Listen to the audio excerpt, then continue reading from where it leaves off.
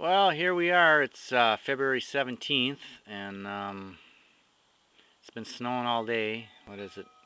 3:30 or so in the afternoon, and the snow continues to come down. So we got a little bit of snow here, probably more than you guys do. So as you can see, it's getting kind of deep.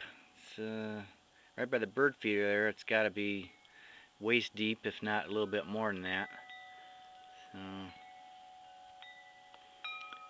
coming down pretty good. And it's been steady all day since about 9 o'clock. So they originally were forecasting 10 to 12, but the snow's so fine that I don't think we're going to get it. I would say 6 to 8, maybe 9 inches, because we probably had a good 6 already. So okay, let's take a look at the backyard now.